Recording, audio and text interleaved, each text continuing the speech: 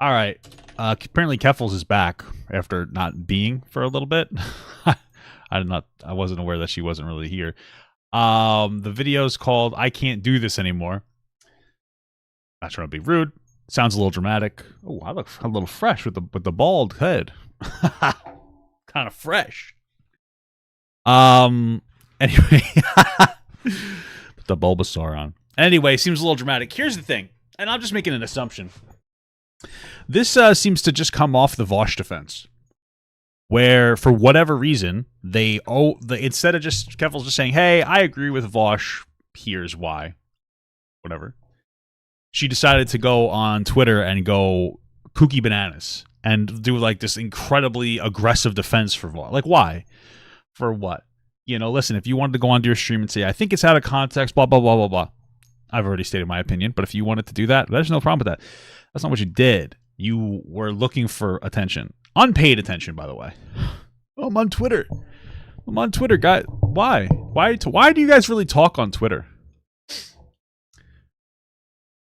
But yeah, oh, good point. I wasn't even going to mention that because I forgot. Because this has something to do with Mudahar's tweet. Yeah, some ordinary gamer said he was going to look into the Catboy Ranch thing. So maybe that's got her a little bit of a scurred. I mean, hey, you know. But that's what happens when you goon too close to the sun. So now they're on camera, and they didn't do their makeup, and they're wearing a mom sweater, and their hair looks a little disheveled. You know, maybe this is them really distressed, or maybe it's all for a display. I don't know. Thank you so much for the $2 from Mr. Sign. Fresh, no fit. Exactly. Fresh, but no fit. Let's see what we got here. Hey everyone, if you've been wondering why you haven't been seeing me on camera recently, it's I've not. because I've been going through kind of a dark time. It's been hard to be on. I had my BBC phase as well. Camera. Yep.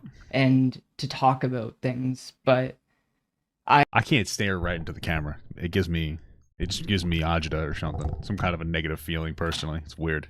I kind of just want to lay it all out there. If you're unaware, this is the year anniversary, just a bit over a week now, of everything that happened last year. So it's not the year anniversary, it's a year and a week. Gotcha. Of when I had to go to rehab. And I know I was the butt of a lot of jokes for having to go to rehab, but the honest speed up, please. Honest truth about that, I'll give it a 25. I was in an incredibly dark place. Yeah, I'm gonna be real with you. Jack Esposito super chatted $4.99. $4.99 from Jack Esposito. Good morning, Papa. This is my 4th time catching us. Nice! I'm taking a bath before I go to work this afternoon. Very good. Baths can be good for your mental health, man. Keffals, take a bath. You know? Maybe show everybody. I'm just kidding. Don't do that. Inappropriate. Here's the thing. And this is something I learned on the internet. There's a couple of different aspects. You really should try to do your best to not really put yourself out there like this on the internet. I think that there are people who don't like Keffals, and I think that there are some reasonable reasons to not like Keffals, but she is a person. But when you put yourself out there, it gives people the opportunity to speculate intensely about what's going on. And I'm not saying never be vulnerable, but when you're vulnerable, you should be a little bit more careful about it. I get a little vulnerable sometimes on my streams. I get a little vulnerable sometimes in my videos, but I don't make my videos, "Hey guys, I'm about to be vulnerable." I'll have a video and it's usually a conversation about something else, you know, especially when we talk about red pill stuff, and then I'll insert my life into it and I'll be like, "Here's a life story."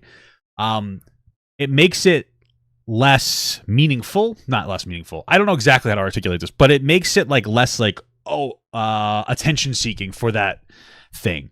The attention I'm seeking is for the video. And part of that video might be getting a little vulnerable, but it's not like, here's the vulnerability. Everybody focus on this. At the end of the day, we know you're looking for some kind of attention here.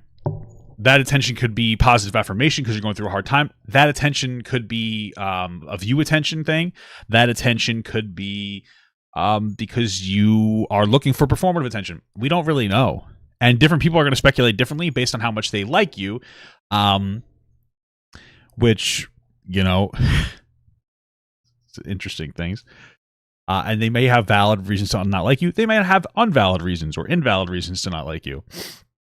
So I just don't really think it's a particularly smart thing to do, to make very meaningful videos about like, hey guys, I'm going through a hard time. I'm not saying don't ever do it, but I just think it's best to, I don't know, keep it close to you.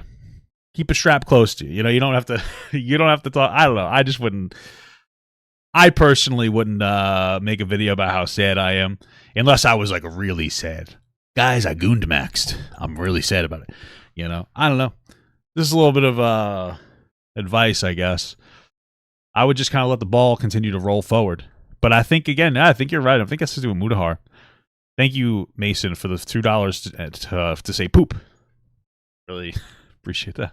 Was so close to losing my life last year because I did not want to be alive anymore, and I was doing every drug that I could. I'm happy you found it. Find in order to numb that pain, in order to make that feeling go away. Because I'm not trying to laugh. I just you shouldn't have talked about this.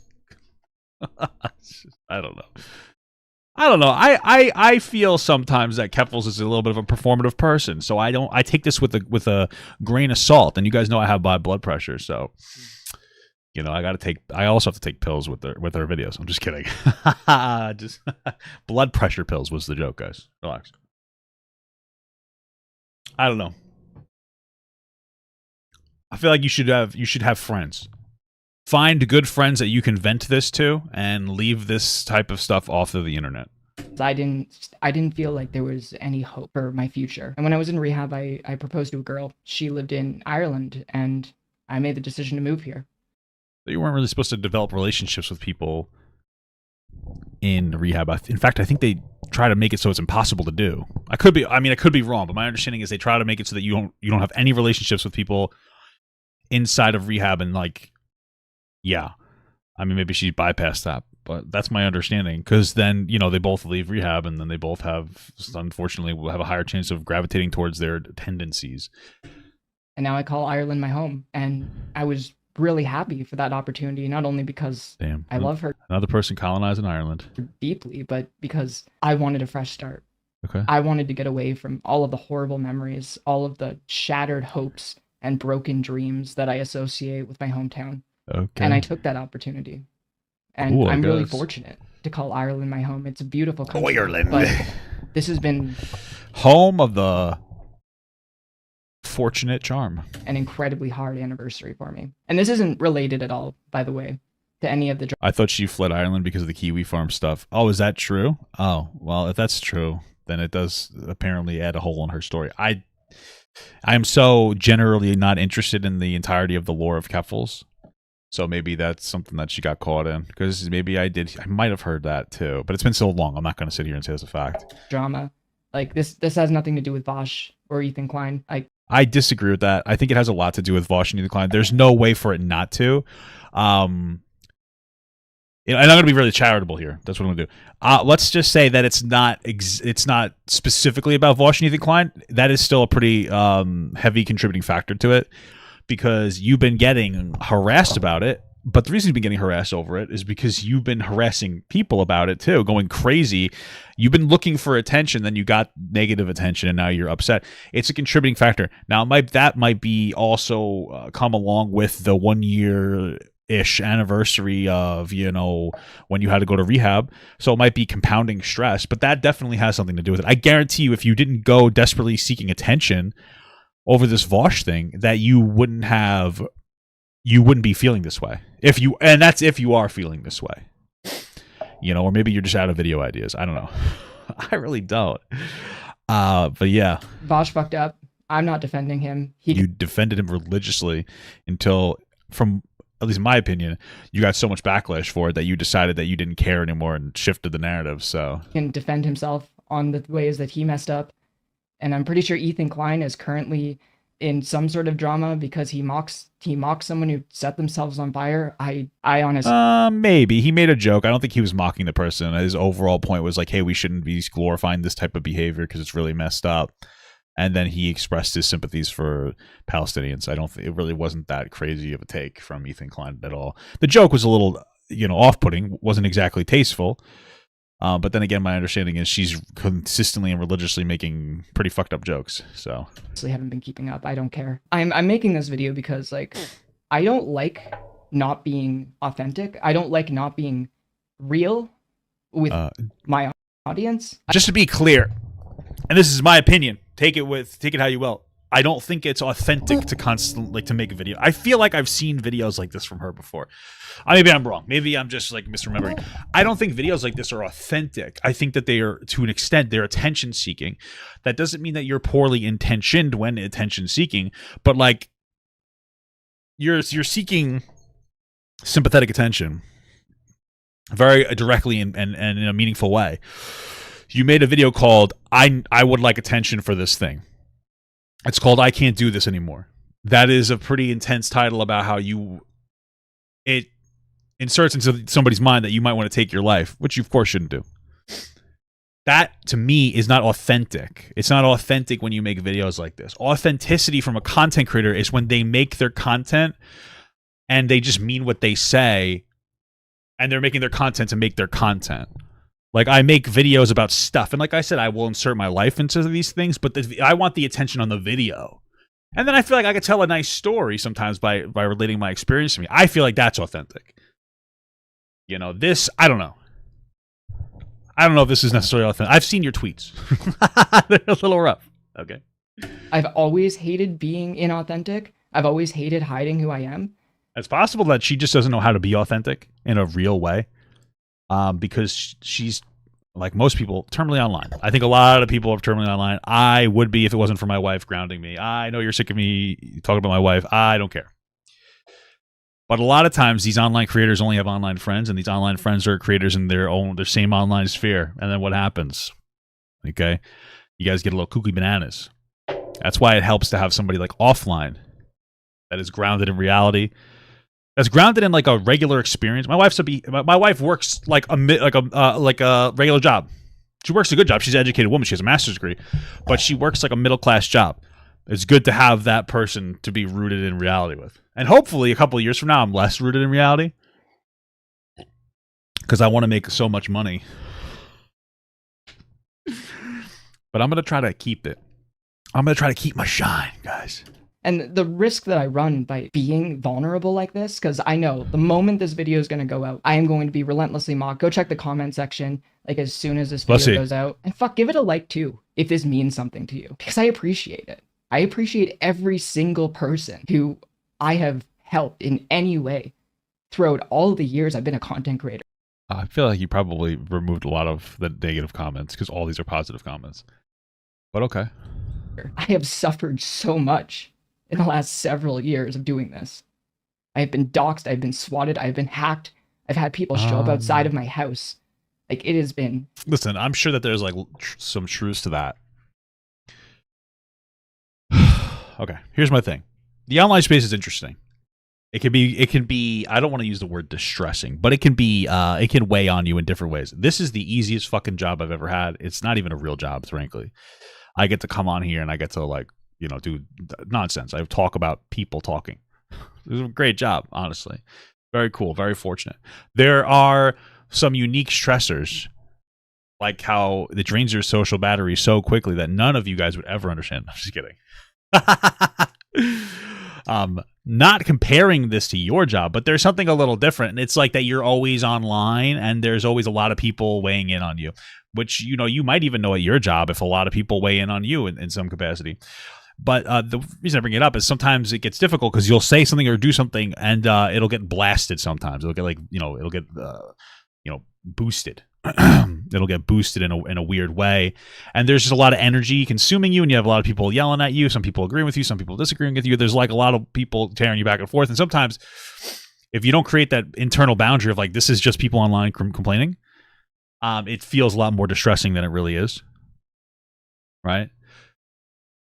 And I feel like that could probably weigh on you and make you stressed and upset. Because I've been there too. I've been stressed and frustrated, especially when I've been taken out of context before. I get it.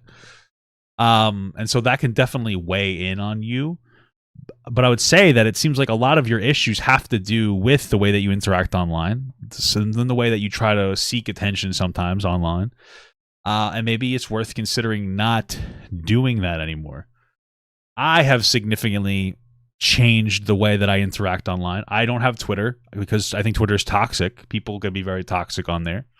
And I've set a pretty big boundary even when I post my clips and videos on like TikTok and stuff, because in a way where it's just me doing this instead of me holding the phone talking, because it's less personal. I know it sounds so silly, but the point I'm making is that I've found and created or tried to create solid boundaries of like, this is how what I'm going to do, this is how I'm going to interact, et cetera, et cetera, et cetera. And it's been very positive on my mental health. And it's like, you've been around long enough to know that maybe it's time to do that. And one of the things that you shouldn't be doing is just like going insane over the Vosh, going on possibly a manic high, and like feeling really emboldened and empowered to go and like, fuck you, Ethan Klein, blah, blah, blah. Being dumb is what you're doing. You're being stupid on Twitter. You're being an idiot on Twitter. I mean, that's what you're doing. And if you perform like that, if that's how you perform, generally speaking, I could see why you get so much hate, because the way you were acting was like a fucking child. And I don't know how old you are. You're 29. The way that you're behaving is like a 20-year-old, It's time to kind of grow up and stop looking for attention at all costs and try to look for the right attention.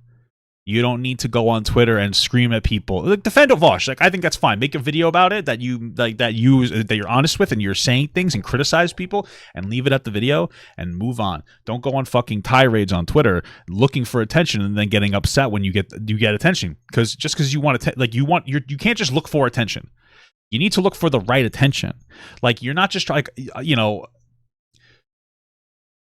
there's ways that I can get millions of views, probably, like especially on TikToks and short form content that's like very antagonistic and aggressive, right? I don't do that because I'm not looking for any attention. I'm looking for attention from specific audiences, people that are like me, people that are like, oh, this guy is just a normal fucking guy. I'm not looking for somebody to come in here and be like, oh my God, Papa got so base. Like, for instance, there are takes I have that are disagreeable to people. I don't try to make those takes in a way that is provocative.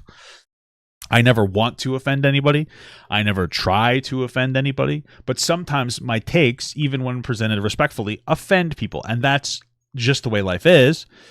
But like, if I wanted to, I could try to offend people and I could get more attention. And then a lot of that would be negative attention and it would suck and I would be frustrated and stressed about it. And then it wouldn't give me a long-term positive audience because I'm acting like a fucking fool. So I would recommend keeping that in mind as well.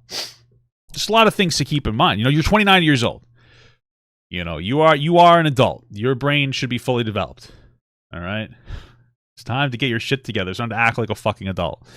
I don't say that to be disrespectful. I say that because like that's you're 29, and I think a good way to ground yourself into reality is like, if I said things like this in person, would people respect that? No. Knock it off with the antics. You want to use Twitter to promote your stuff, just put out a clip or something on Twitter and leave it alone. And if you're sitting there and you're like, yeah, but it gives me my, maybe you enjoy going on Twitter and shit posting, stop. You have an addiction. I'm just telling you. Okay, you have a legitimate, like, you're addicted to that. Go get addicted to something else. Use your time more productively. I'll tell you, I've been putting a lot more time into my content. Not hard work at all, but like clips and shorter segments. Like, I have my long form channel, the Papa Gut. By the way, this is like a fucking, this is a casual shameless plug. I don't even give a fuck. I have my regular content, Papa Gut channel, this channel, long form, hours long content, doing very well. Then I have two short form commentary channels. It's my TikTok and my like Papa Gut leftovers. I just created the leftovers, where I do like reactions that are about roughly 2 to 10 minutes long, because TikTok is looking for that kind of content and it can pay pretty well. First month monetized, did well. I should be able to get paid in 10 days, 11 days on that. Not bad. Then I have 4 clips channels where I put like under 1 minute. TikTok, YouTube, Instagram, Snapchat, weirdly enough. Everything but the Snapchat's in the description, by the way. You can check that out. You should check it out. That's what I've been putting my time into. And then I get off, and then I enjoy my time with my wife. I try not to go... and then TikTok is just less fucking insane than Twitter. So I go on there, and sometimes I see something that's interesting, and I save it, and I talk about it on stream. I post it up. Sometimes it makes me a lot of money. Sometimes it doesn't. But that's a more productive usage of my time than going on Twitter and fucking shit posting and making jokes about having sex with cats or whatever the fuck you do. It's like Time to get your shit together. And it's going to suck because at first you're going to be like, oh man, I'm not getting as much attention. But then you're going to realize that that's not the attention you wanted anyway. And then eventually you might get attention from people that don't even know who you are. Because you are a very small content creator. So am I. You'll get a new audience. Be a new person.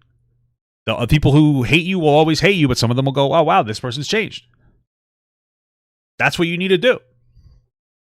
Be more productive with your time. So. It has been hell, but it has been so rewarding. And I don't want to ever have to stop just because people give me a hard time. Because I know that I'm making a difference. And I know that a lot of people respect me for all of the things I've done. Okay. Throughout all of my fuck-ups.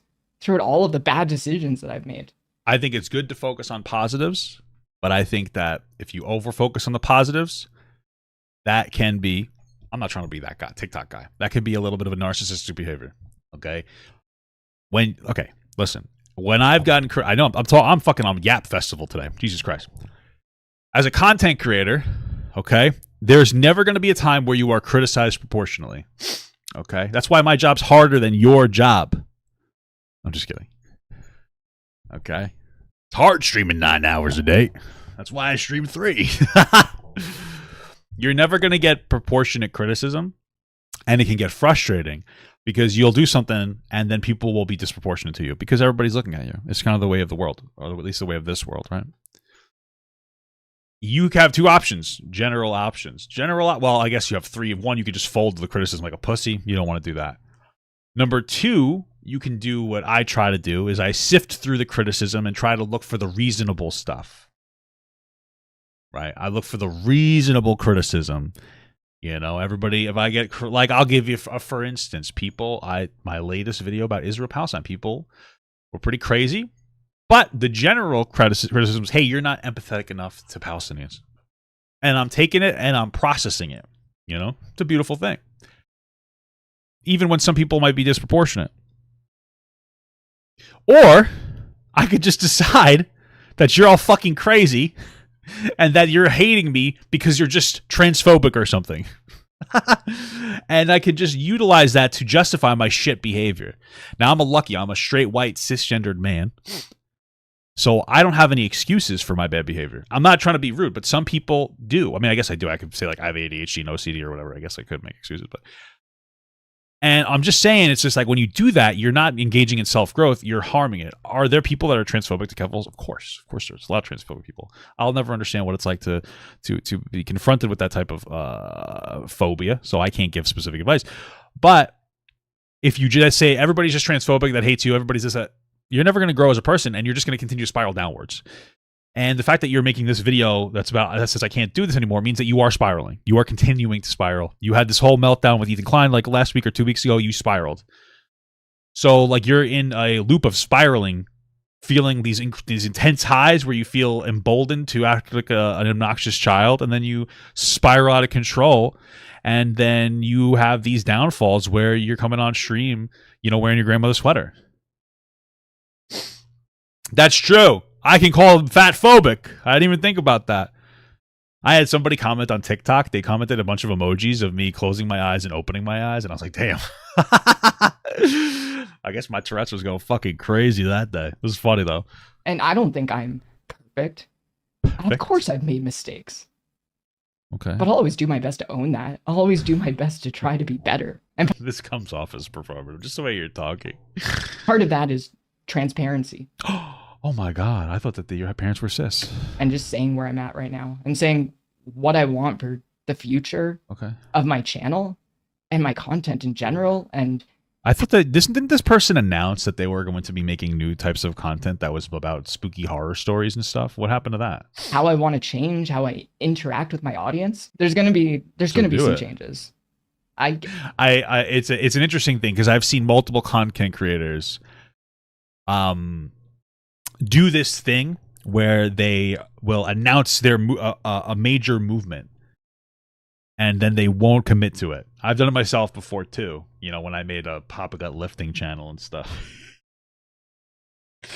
I deleted the channel. I've actually been back in the gym though for the past 2 months, so maybe I'll talk about it a little later. But I want to commit to it before I really start talking about it. I'm not making a channel because it's like weird. If I make a channel for that, then it's like that's now work, and I like that. That's my hobby, Anyway, I feel like I've heard her say multiple times that she's making this new channel or she's changing her content, and then like if you're then I feel like I've heard her announce it 5 times already, and it's like you continuously announce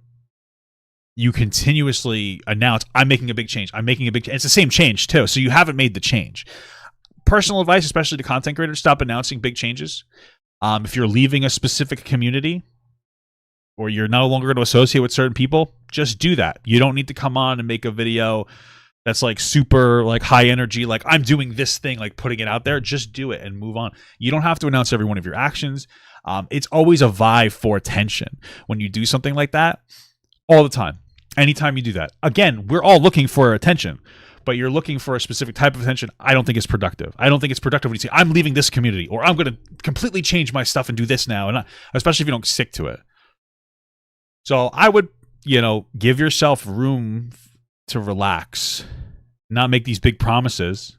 Doesn't mean you shouldn't change, but maybe just change in private. And this way, when you do make these little mistakes and you kind of backtrack, 2 steps forward, 1 step back, right? People won't attack you as much. People won't go after you as much. People won't call you performative as much. Right? So I can't live stream anymore. For the foreseeable future, I just can't do it anymore. Live streaming is honestly, I think, made me a worse person. I think like the live streaming environment has made me paranoid because it is a format where people have unlimited access to troll and harass you. And yeah, listen, there's a level of truth to that, but I mean, listen, girl. Okay. The problem is you're also engaged in, the drama stuff. And if I go and look at your live streams, which you've changed the name of some of them. Okay, it looks like you've taken a lot of these down. But you've had live streams that were like, I was raped, I was this, I was that. You're putting out and I don't know the specifics of the story. I'm not going to talk about it specifically, but you have a lot of high energy. You're putting out a specific energy into the atmosphere, and then of course you're going to get a specific clientele come back to you. For a year now, I think my streams have been called Papa Cut Time.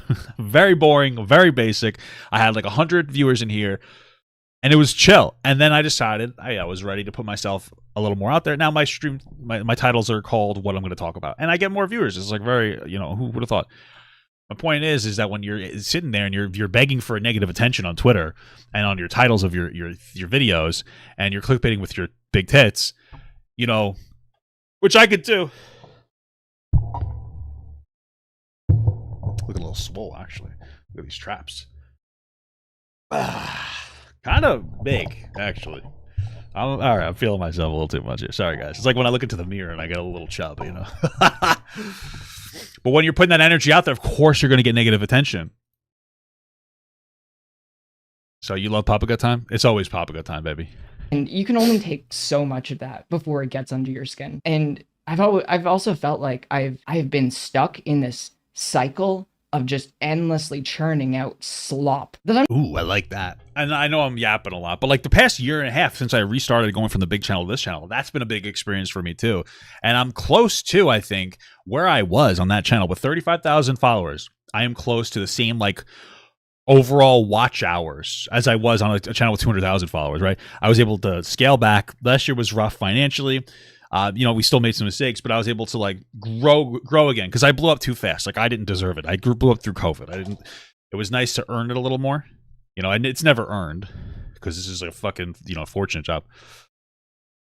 And then I figured out what I want to do. And, I do like talking about some drama, but I like talking about like a normal guy, not to jerk myself off. I feel like I talk about this stuff like a normal dude, and then sometimes we just talk about dumb bullshit.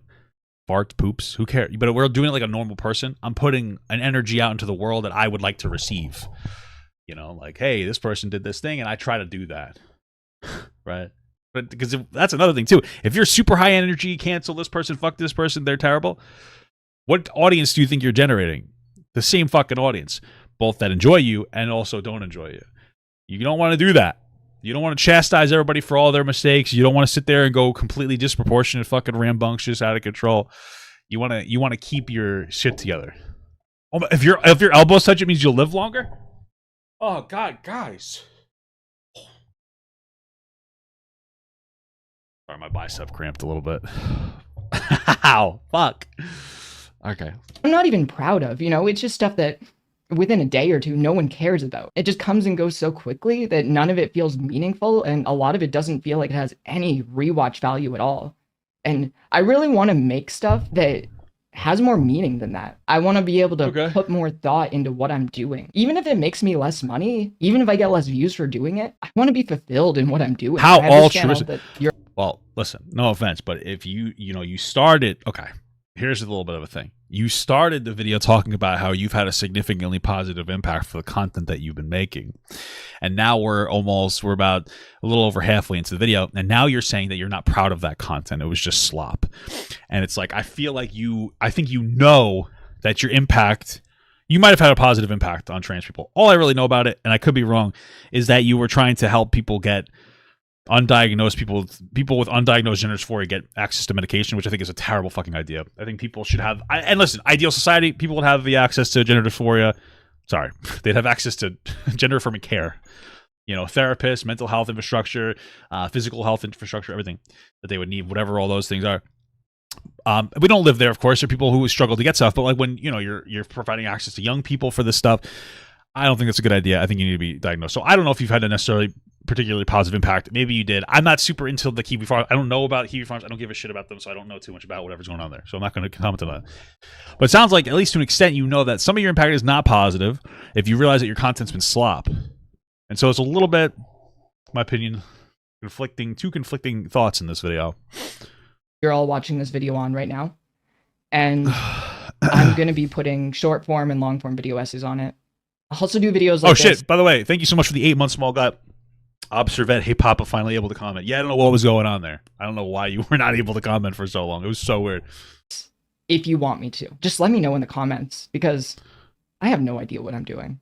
Honestly, I know that things need to change. I'm going to be seeing a psychiatrist soon. I had a situation when I moved here that the antidepressant that I was on for a really long time, it wasn't approved for use in Ireland, and I had to be taken off it. And now that I'm in a depressive episode again, I realize I need help. So I'm going to be seeing a psychiatrist pretty soon. Listen, let me explain something to you. Depression is not real. No, it is real. Here's all I'm going to say. I like to give vague advice sometimes, general advice, and you guys can use that. And you can take what I say and you could parse it with your real world experience and hopefully potentially use it. I'll tell you one thing. Everybody gets depressed. I don't think I've ever had clinical depression, so I'm like very fortunate again. But I will say that when I started going back to the gym, my mental health picked up. Okay? And all I'm saying is that it's not going to cure your depression, but I think it could help anybody's negative feelings if you put a little more energy and work into yourself. Okay? That's all I'm saying. Go for a half-hour walk every day. Do it outside. Unless you live in Compton. I'm just kidding. I don't know. Do it outside. I do it at the gym. My wife goes to the gym 4 days a week for Zumba. I go and I walk for 4 hours. While she's in Zumba, I walk slow. I walk like 2 miles an hour. And then I also go during the day 3 days a week for a full body, 5x5 strong lifts. I'd look into that too, but that's not what this video is about.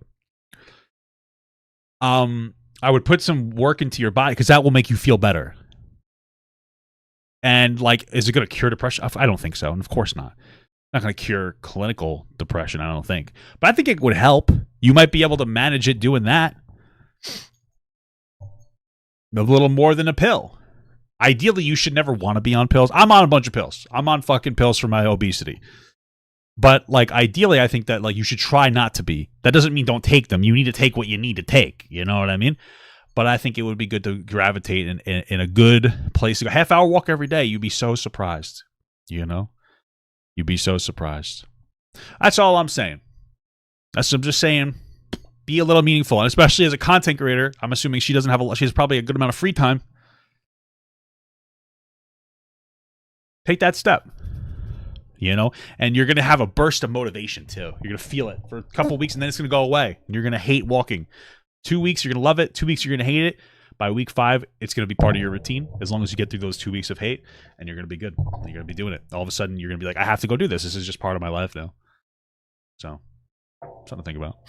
To deal with that and to try to feel okay again, it's going to be a bit of a journey, but I know I'm going to be okay. Yeah, taking care of your body in general is really important when dealing with depression. Brushing your teeth can be an achievement. Absolutely. Showering every day, brushing your teeth every day, cleaning your bed, vacuuming the floor. It sounds stupid, but like having a clean space will make you have a clean mind.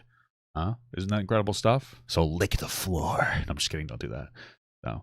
I have a lot of people who care about me, and I'm starting to feel like I have a sense of hope again. As for my live channel, I'm going to keep it to shorts if I do go back to live streaming. And I'm still working on Scared Awake. I'm still going to be releasing a video every 2 weeks. I'll leave it in the description. I feel like you've been working on that video. Is there a new channel? Oh, there's a horror channel. Oh, I guess they did release. Oh, okay. They put out a channel here. Okay. Well, hey, listen. Yeah, go for it. Horror stuff. I mean, if anything, you should probably put out shorts on this channel if you're going to do shorts. Here's the thing, because I do 3 different channels. I have a long form content channel, I have a short form content channel, and then I have a shorts channel, clips channel. My opinion, though, so I'm pumping out like 2 or 3, like 2 videos on the main channel, 3 videos on both my off channels, like 3 clips, and then 3 short form videos. So I put out so much, it needs to be on different channels. But you post every 2 weeks. It's not a bad idea to post a short or so on this channel from this, because it's not going to be content bogged. Just make sure that you turn off the release announcement. And like, you know, stupid little thing. But for shorts, in my opinion, you know, if it's not a dedicated shorts channel, you should be turning it off. So I'll just go, I'll click a random video and, you know, whatever. So here you go down here. If you scroll down to here, publish the subscription feed without notifying. Hit that, boom, publish it out. It'll do terribly for the first day, and then it might pick up traction after the second day. Just a little bit of advice.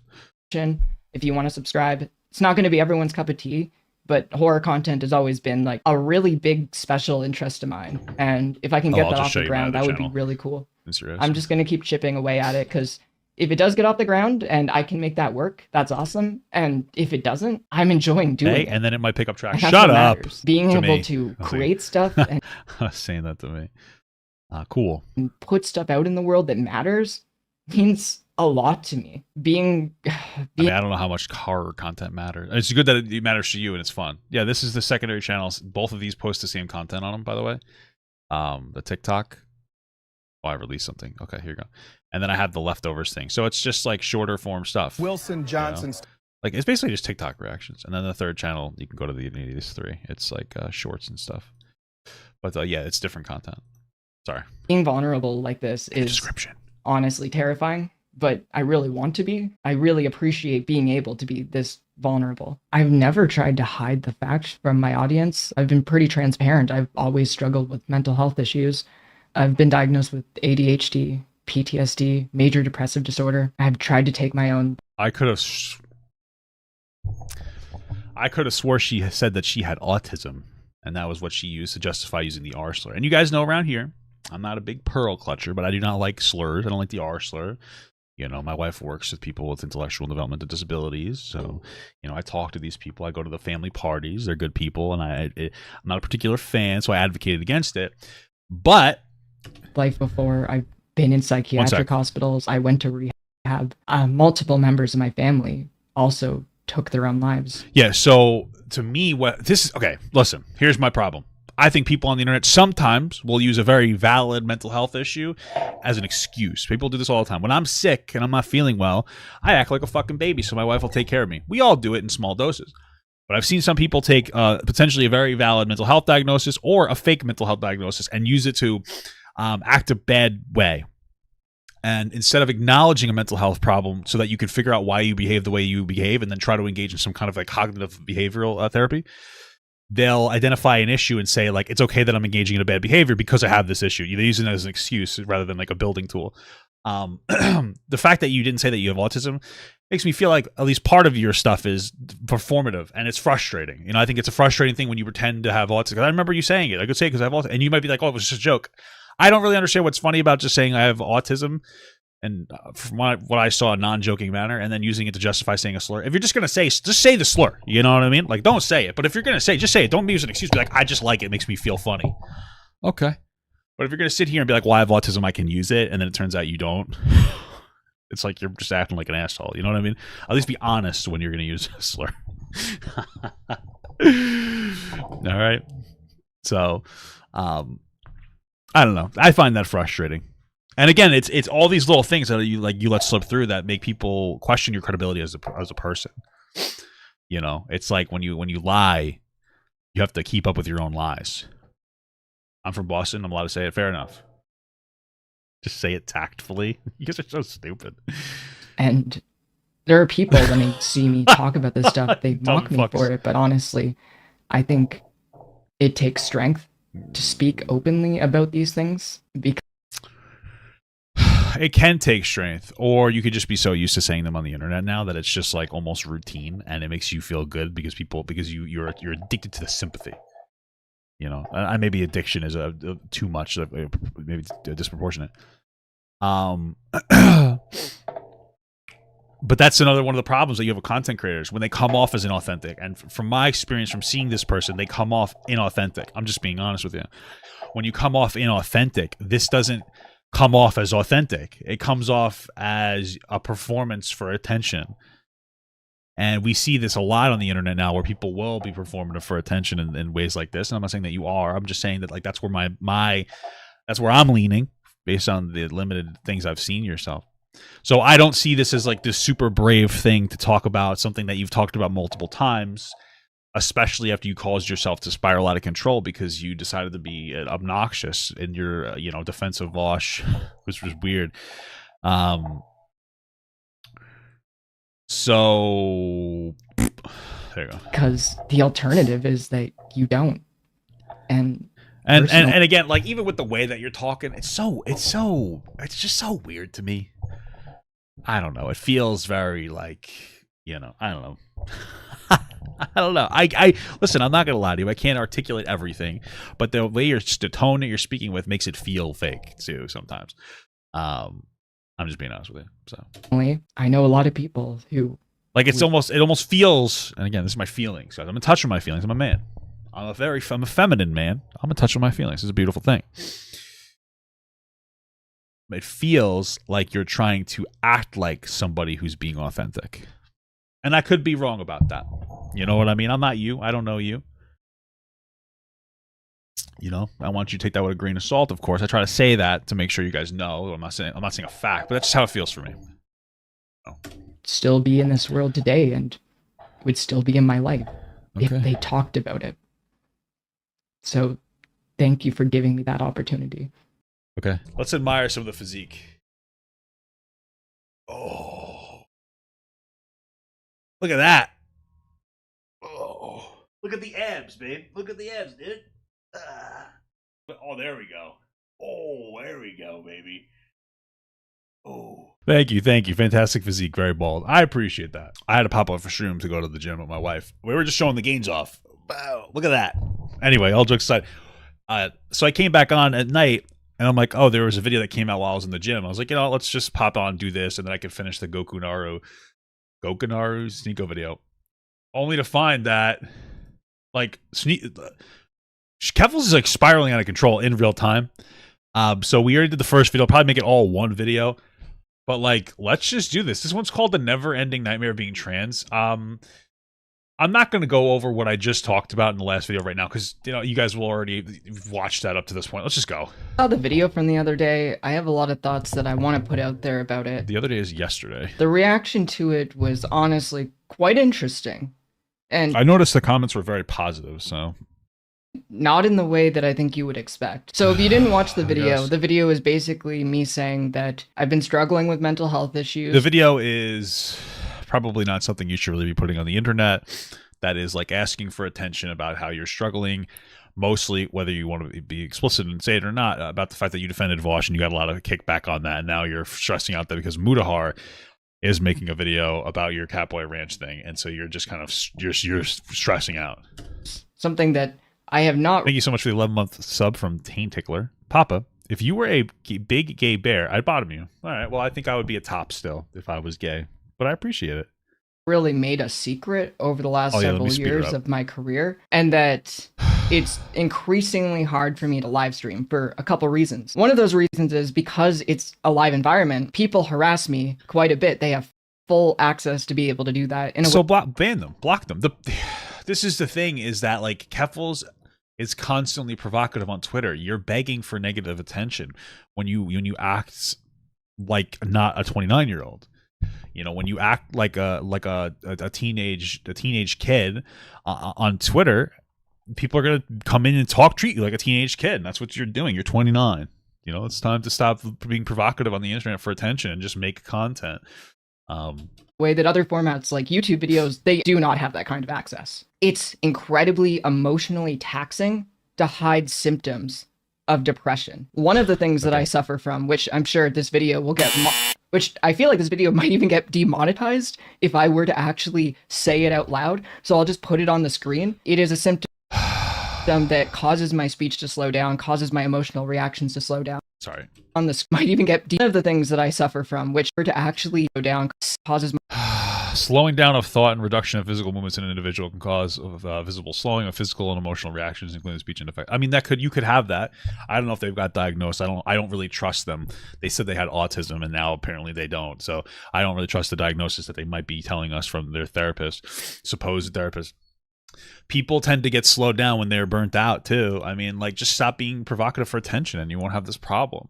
My emotional reactions to slow down. I also experienced something called fibrofog, which is a symptom of fibromyalgia, which makes it so it's harder for me to react as quickly as I would like to. And this has been often a thing that people have mocked me for consistently. I don't think that that's true. People, bro, sis, whatever. I call everybody bro. Come on. Act better. It's time for us to, like, stop. Act better. Act more mature and respectful. You know, I'm obese. I get a brain fog too, unironically. Like, that happens to me too, and it, like, has a negative impact on my short-term memory. I guess, like, ADHD does as well, blah, blah, blah. I could sit here and jerk myself off, or I could just be like, okay, let me engage in, like, behavioral techniques to be better. Write stuff down. Catch yourself doing it. Take a deep breath. It's just so exhausting. It really feels like an oppression Olympics, you know. I don't mean to be rude, but it's like, come on. Instantly, even though these are things that I'm not making a conscious decision to do. So getting to the point of this video, I'm sure you saw the like to dislike ratio, which again, I didn't. I don't care. And you have a lot of like. That's a pretty good ratio. Again, thank you all so much for your support. It really does mean a lot to me. Okay. But it's kind of crazy how many hate watchers that I have. Like, people who go out. You already expected that, but okay. Their way in order to negatively engage with me, even when it has absolutely nothing to do with any of the things that they are supposedly upset about. Okay, well, this is the internet. It's time to move on. The more you feed into the negative attention, and like Hassan told you this, and it was good advice, the more people are going to give you negative attention because you're humoring the negative attention. Quite literally, you can ignore it, but now you're making an entire. You're making an entire new. You have 2 new videos out, by the way, after the first one that you made. You're making 2 entire new videos responding to negative attention. One of the best things that I tried to do is, like, when I get general, one of the things you could try to do is if you get like general criticism, just respond to it vaguely and then just move on, or don't respond to it at all.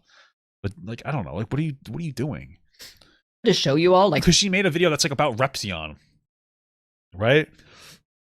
This YouTuber is deranged. It's Repsia. Like, what do you... There's a situation, right? I don't know. Some of the absolutely deranged comments that were in the replies of this. And again, this is a video about mental health. This doesn't even have anything to do with trans people or trans issues whatsoever. People continuously try to bring it back to this point. I mean, you did bring up the fact that, like, that being a trans YouTuber is very stressful. So, I mean, like... Okay. Moderators cleaned up the comment section. So I don't have any of these comments to show you. But it's convenient. One of the ones that I saved down, like, less than 3 minutes after the video went live, can really demonstrate how absolutely bizarre some of these comments were. Who cares? The one like comment, if you leave, nobody would shed a tear. Block them and hide them from the channel. Like, I hide people from the channel if they annoy me. I don't care. Like, I don't engage in the dumb, childish, like, YouTube purist bullshit where like you can't censor criticism. I don't censor criticism, but if you're like obnoxious or disrespectful or unproductive, like yeah, I censor you. Like the thing that I've been blocking people from the channel, because I don't remove comments, I block people. I hide them from the channel. The thing I've been removing lately is if you say, "Oh, you're censoring my comments because you're afraid of me," because YouTube has a censor thing where they censor comments, and then I'll block you because I think you're an idiot and you're a moron, and I'm like you're stupid. Like, you'll say something with, like, a curse word or you'll put a link in there and you're like, oh, you're censoring my comment? No, idiot. I don't care. Like, if you have the ability to type on my post, I'm not censoring your comments. Okay? Just hit this button and hit hide user and be done with it. And this says 7 seconds ago. Like, what are you doing when you post a video? Are you just continuously refreshing to see what people are saying? I get it as a content creator, but you got to stop. These are the things that you need to like look at in yourself and be like, huh. Oh, just hit something. That you need to look at and go like, okay, how can I just act better for myself? Block people, hide people from the channel. Ignore it. Now people like this are going to feel more empowered to say stuff because you're giving them attention. And you make these attention baity kind of posts or YouTubes, and then you get surprised people give you negative attention. Like, you're not always going to get what you want. People are going to give you negative attention. Move on. Someone who is openly saying that they hope that I unalive myself. I don't even understand like what. I like how there's a like on it, so the person like posted and instantly liked the comment. What drives a person to behave like this in the first place? I have never gone out of my way to dislike bomb a video of another creator or like leave negative comments. And I could have swore that she got Destiny banned and she took credit for it. So when you say you don't dislike bomb people, didn't you get him like banned from Twitter or something? So that's just not true. You can't really say stuff like that because you did do that, but okay. Replies. I try to focus on my own stuff and my own community. I don't get it. That's not true. Come on. It's very hard to be empathetic to somebody who like actively rewrites history. Like, yeah, you're very toxic, especially on Twitter. What are you talking about? Oh, I know what some of you are going to say. Kufel Clara, Sorrenti, Keffal. Why are you engaging with all of these hate comments? Yeah, why are you? Engaging with the negativity. And if you don't say something like I'm being brave or something. It's like, I agree with you. Like, I couldn't even bring up most of these comments because I have my moderators remove most of the incredibly bigoted comments that I get on literally every single video I have. You're moderator. Why don't you just moderate yourself? You get 15,000 views in that video. That's not too much to moderate, but okay. Ever uploaded to YouTube. But the reason why I wanted to show this in the first place. You think that she's her own moderator and she's like, my moderators do it to try to make her seem important. I don't know. It's fucking weird. Just to talk about how much of an impact that has. It literally just is so nasty and such a pervasive part of my life, and there's nothing I can do about it. Like, you can hide it and move on. You can. People will stop if you stop feeding into it. Like, I don't care. It's just like, dude, people say nasty shit to me too when they disagree with me. And like now they do it less because I don't really have that audience anymore. So like get rid of your negative audience by stop responding to all the negativity. Like act like a more mature, better person, man. If I engage with it, it gets worse. If I ignore it. Even if she banned Destiny, she apologized to him. So she never do anything wrong. Did she apologize to him? Wow.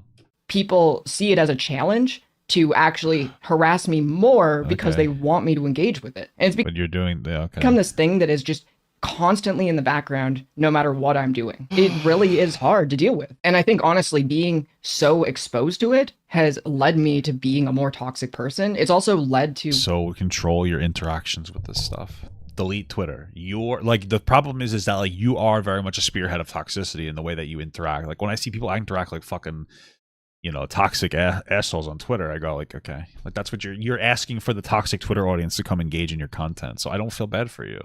You can't be a toxic person on Twitter religiously and then go, oh guys, why is there so much toxicity in my viewership? Because that's what you want. Because you don't understand, I guess, the implication of doing like putting yourself out there in that way, like putting that negative energy out there. People latch onto it. That's why I think like a lot of I don't think I'm super popular with like a lot of drama people, like audiences. Even though I cover drama, because like I think that like I'm not interesting. I'm not spicy. I'm not going fucking crazy. I'm not being toxic. I'm just like a normal dude. That's why I think I'm very popular to like normal people who like to observe drama. You know what I mean? I don't like to be part of it. I don't actively encourage it. I just like to I like to watch through the window. I'm a drama cuck. I'm a little bit of a political drama cuck. I'm like, oh my God, look what's going on there. You know? Do that. Be a drama cuck. Yeah. Bad situations where I'm more closed off to criticism because whenever people are mad at me, even if they have a legitimate reason to be mad at me, this constant background radiation of just deranged bigotry is always there. And it's hard in my head to disassociate legitimate criticisms from the bigotry that is. Yeah, that's just a problem you're going to have to get through. Like, that's something that everybody goes through. Every content creator, and maybe it's worse for you, every content creator goes through disproportionate criticism, and you have to learn to cut through it. Like, that is what it is. And again, I'm very fortunate. I have my wife is my grounding, my grounder.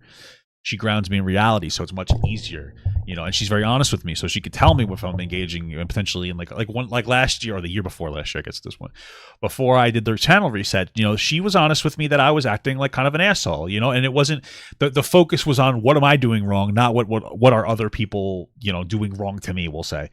Right? It's like, well, what can I control? I can control the way that I'm acting and the way that, you know what I mean? Like, there might be disproportionate criticisms from like fucking assholes. And you just learn to deal with that, and you focus on making yourself better, and you make it about you, but you've been making it about everybody else when it comes to like this shit, like this type of like criticisms. Make it about yourself.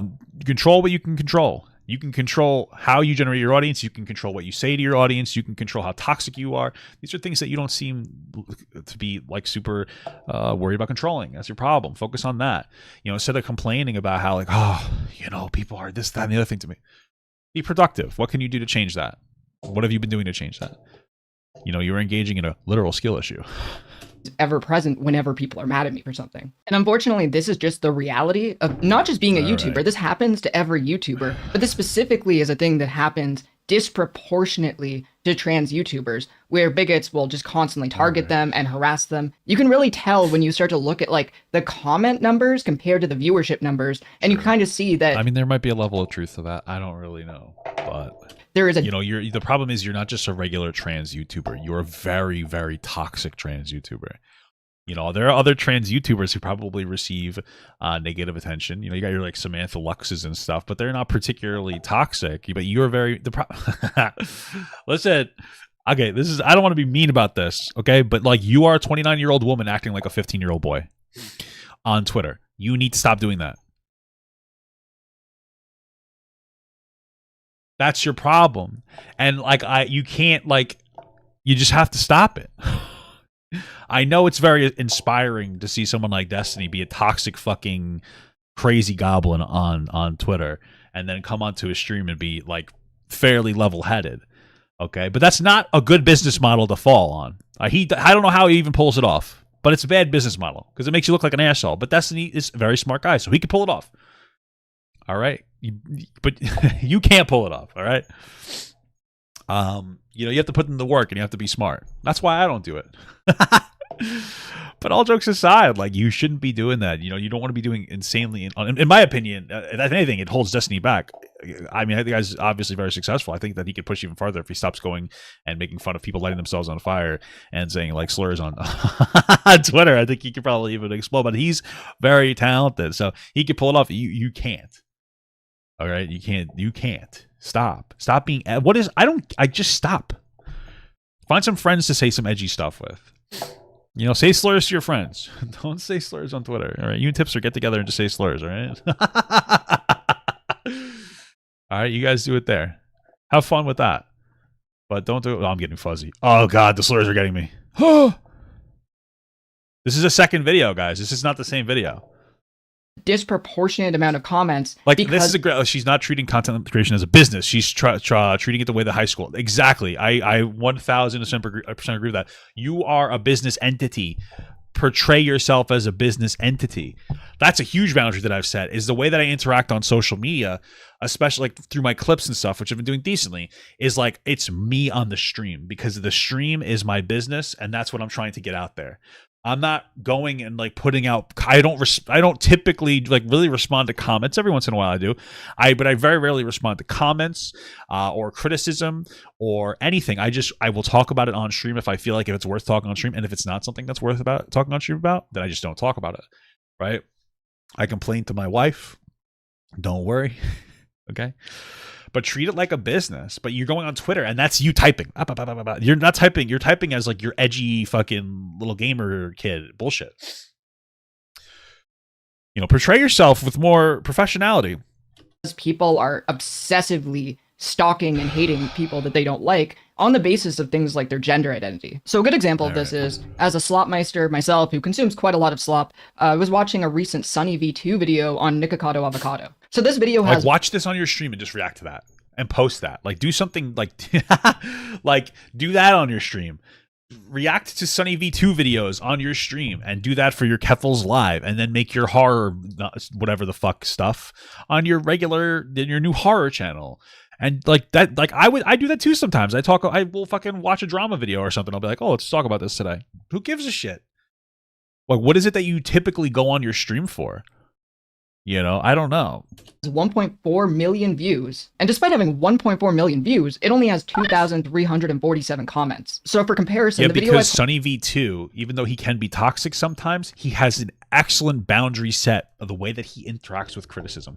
When he was saying some dumbass shit about Chris Tyson, that was it. He made the video, and then he went back to business as usual. Now, he's not a streamer, and he's not really a person. He's a person, but his content isn't really a person as much. Like, it's more about, like, it's different. You know what I mean? It's not as, like, this is more intimate, I guess you'd say, because I'm like a streamer and I'm talking and you can see me. And it's like live and unedited and like, you know.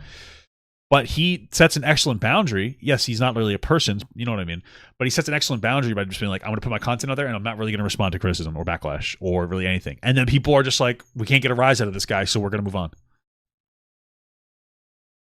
Put out called Vosh and the Hypocrisy of Ethan Klein got about 86,000 views and has 4,992 comments. And that was after my moderators removed over 2,000 explicitly transphobic comments. I mean, you could just put that in the moderation to not have transphobic comments, whatever. But anyway, yeah, you're also talking about drama. He's talking about Nikocado Avocado. It's like, I guess it's drama, but not like the same thing. You're talking about something that's very loaded, especially to people, because it involves drawn depictions of kids with horse cocks in their hands.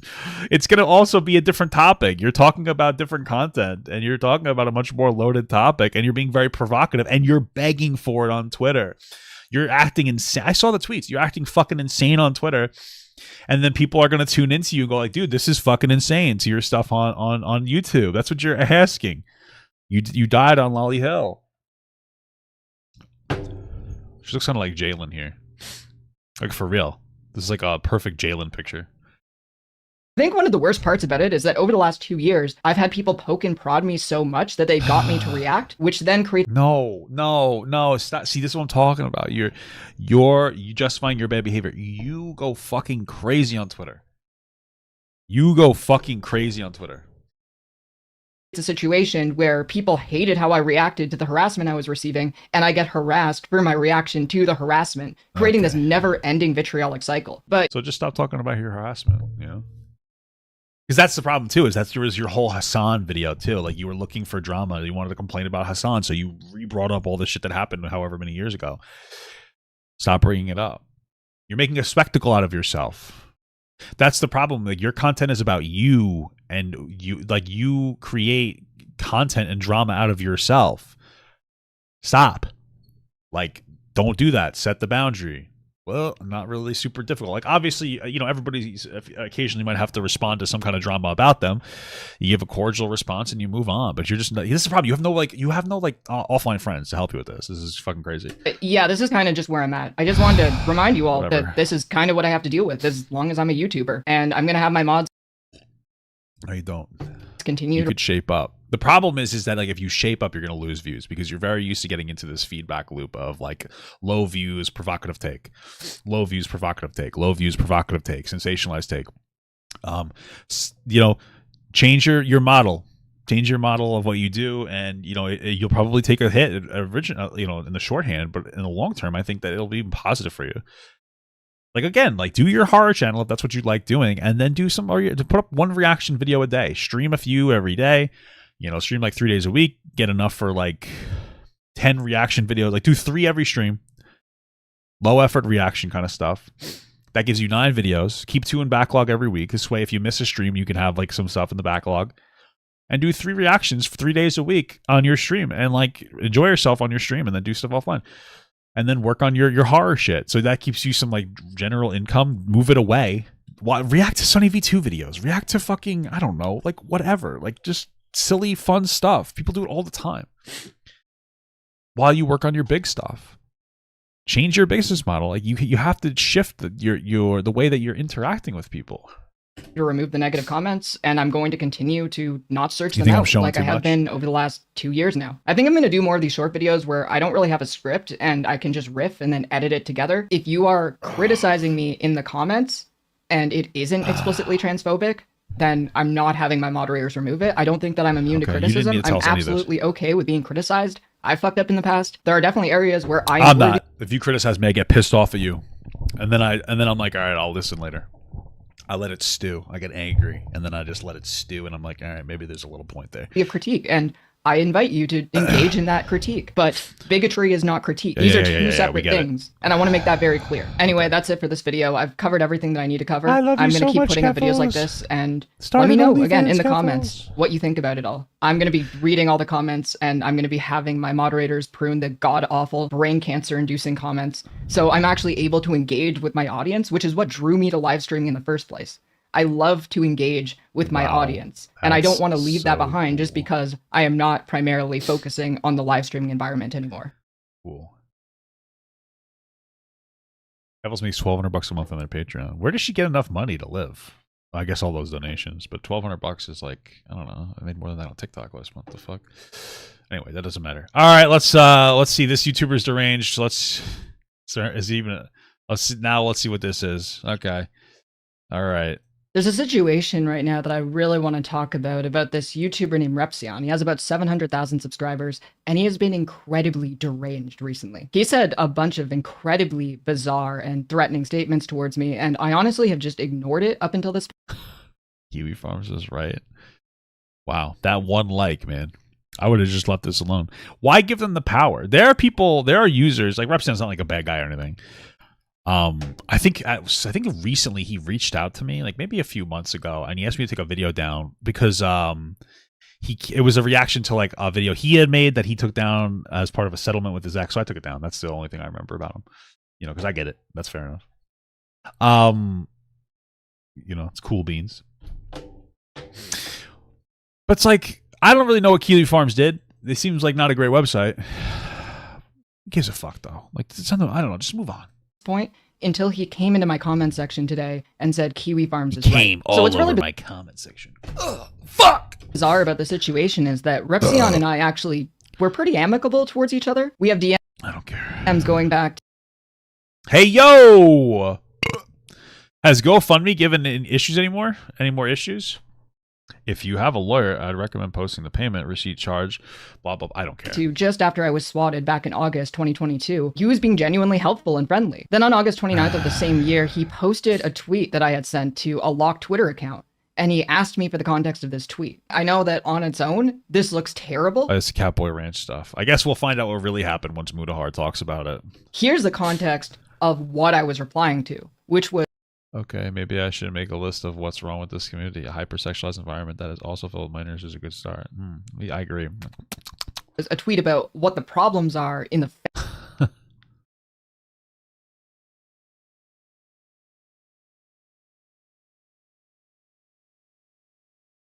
Listen, I don't know if this is me. Do I not know how to read Twitter? How come this says 14 minutes ago... But this says that it was from July 2nd, 2021. Doesn't that mean that this was an edited picture?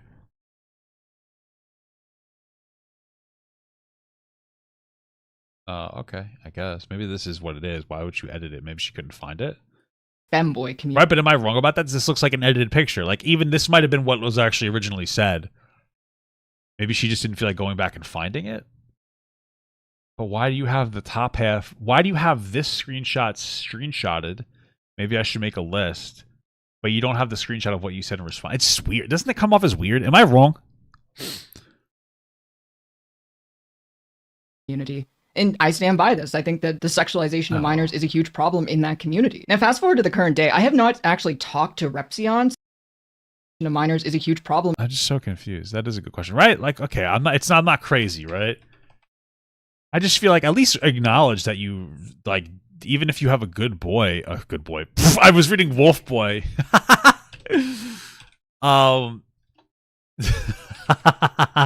Even if you have a good excuse for it, you know, just acknowledge, like, yeah, by the way, I had to, you know, I had to do such and such. Oh, okay, that's understandable. Because I don't know if you could find Wolf Boy. Oh, I put the wrong name in there. I can't find this person on here. So, like, it looks like maybe it's lost to time. But still. In the femboy community. And I stand by this. I think that the sexualization of minors is a huge problem in that community. Now, fast forward to the current day. I have not actually talked to Repsion since all of that went down. That was until Repsion decided to tag me in a tweet saying that he hopes that I unalive myself. I've been completely MIA on Twitter since last Wednesday. But I just want to come back and say that both Keffals and Tipster are beyond help. These two are fucking idiots who defend and then blame everyone else for the things they inserted themselves into all the Vosh drama that he put himself into for being a perverted lolly freak. It's kind of funny. All three of those sick, twisted fucks need to lobotomize him. It's a little girl much for me. Okay. You defend someone incorrectly and then cry victim when you get called out by thousands for supporting somebody having a lolicon on their PC. Very truly disgusting, repulsive. I hope you all... Okay, well, that's... Yeah, this is definitely too much. A little too much negative energy, but I generally agree with it. Like, you didn't just say, hey, guys, let me just give you my perspective on Vosh on my YouTube and then leave it at that. You guys decided to have a fucking, like, 3-day meltdown spree. So, like, yeah, you insert yourself into drama and then you complain when it stresses you out, which is what this is all from. It's from you inserting yourself into that drama, people getting irritated with you. You can cry all you want, but, like, people find it weird when people, like, look at Lolly and they get uncomfortable. And you would understand that if you were a normal person, but you're totally online. So then he got suspended from Twitter, came back, and said that he hoped I get SA'd in prison. I knew my prior post would get me locked out, but I hold no regrets and meant what I said about these Tipster and Keffals. I do it again. Hope you two perverted freaks end up in prison one day. Drop the soap, see what happens. Okay. I think that's the energy is a little weird, a little too negative, but hey, what are you going to do? Okay. He's just been completely deranged recently. Now again, okay. I basically ignored all of this until now. But I decided to address this, and this also led to, like, the most bizarre back and forth on Twitter. I said, just saw this in my YouTube comments. This is just targeted harassment. If you want to side with a far-right forum that made multiple people unalive themselves, I can't stop you. This is the new Bo Blacks. Keffals is trying to take Bo Blacks' job. Having big YouTubers go out of their way to say stuff like this to me is disgusting. Repsion quote tweeted this and called me a crybaby. LMAO, crybaby. Said that he knew that I tried. I knew the moment I wrote that you tried to play victim from it. Guess what? I have my own thread on there too, and you don't see me bitching about you, do you? Get over yourself, okay? I had to play victim, and that he has his own thread, which he doesn't complain about, so I need to get over it. One of his fans actually called him out on this and said, this is honestly the worst. Are you a silly goose, Daniel? I guess his name is Daniel.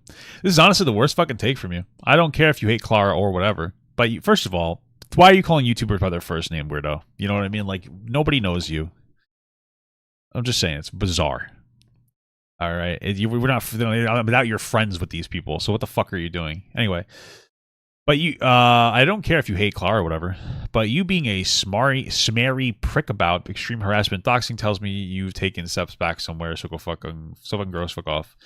I just ate a kiwi for lunch today. I don't know how my farmland is wrong. All I do is harvest kiwis all day. Okay, see, all this is cringe. This is just bizarre and cringe behavior from everybody. First take from you. I don't care if you hate Claire or whatever, but being a smarmy prick about extreme harassment and doxing tells me you've taken... I already read it. Farmland is wrong. All I do is harvest kiwis all day long. Someone else posted this meme. Repsion when farmers share private information of Onision's victims. I sleep. Repsion when Keffals says feels bad, man. Real shit. And then he just... Yeah, you find in comments I agree with you. You're both kind of cringe, to be honest with you. At least in this moment. that he's literally doing all of this because he finds harassing me fun, not because he even knows what's going on. One person asked him, what was Kiwi Farms right about? And he said, I actually don't know. All I know is... What's up? Ready? Love you. Come on. That it's a troll meme at this point. I see people say all the time, and it makes people go batshit in response, and it's hilarious. It worked. Now, yeah, why would you even engage with somebody who's being like weird like that? Well, it's because you do the same thing. It's like stop seeking attention on Twitter, guys. Like, fucking, I don't want Repsion to be deplatformed. I don't even care. I just want to know why. Why is this acceptable? And why is it that a huge YouTuber can just get away with harassing smaller YouTubers and saying all of these awful, disgusting things? I never wanted any of... It's almost like the implication is that we should get this guy in trouble, am I right? This sort of engagement to happen in the first place. And I'd honestly be happy if he just left me alone. Okay, cool.